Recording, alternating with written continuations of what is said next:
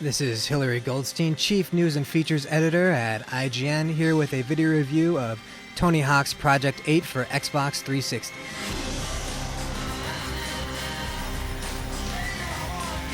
Project 8 is Neversoft's first true next-gen Tony Hawk game, built from the ground up with a brand new engine that really utilizes the physics of skating. It's a wide open world. You can have access to everything. Once it's unlocked, you can go anywhere from Suburbia all the way to Fun Park and back without having to worry about any load times. You can do one massive trick around the entire level if you want.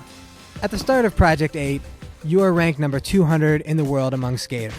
Your goal is to break into the top 8 and to become part of Tony Hawk's Project 8. That's what I like to hear. The game world is littered with challenges, from classic challenges to challenges where you'll need to grind a certain length on the ground or reach a certain height, and these are marked all over the world. You pretty much can't go anywhere without running into one of these challenges. And essentially, constantly skating and pulling off tricks and entering into these challenges are going to help propel you into the top 8.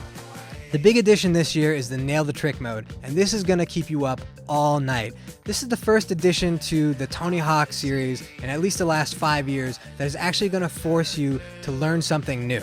For Nail the Trick, anytime you're in the air, you can click on both thumbsticks and time slows down, the camera zooms in, and you focus on your feet and the board.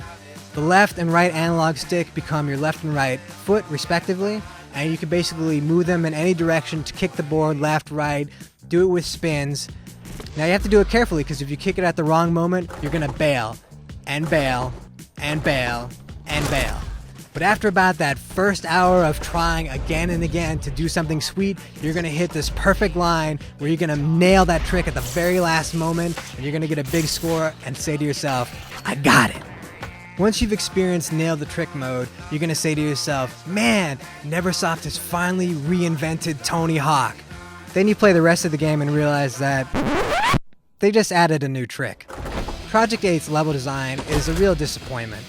You're going to see a lot of levels that have been done before, such as Suburbia, the factory, of course the school, which they pretty much have in every game, except all of these have been done much better in the past. In fact, this is one of the most disappointing level designs that Neversoft has ever done for Tony Hawk.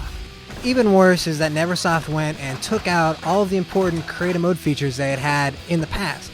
So no longer do you have create a park or create a trick or customizing your board, and you can't do any kind of cool customization at all with your character. For as big as they're pushing the online of this game and the importance of sort of making the character your own, it's really sad to see that you only have a handful of choices in what your character is actually going to look like. I can't deny that when Tony Hawk is released, I'm going to be playing it for the next year. I'm going to want all the gaps, I'm going to want all the sick ratings, and I'm going to want to play Nail the Trick like crazy.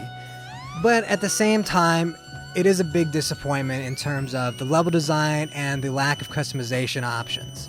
In order to garner truly high scores from IGN, next-gen games have to be next-gen from top to bottom.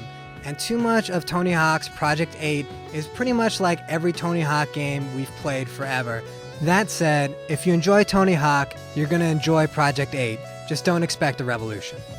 This has been Hillary Goldstein. See you later!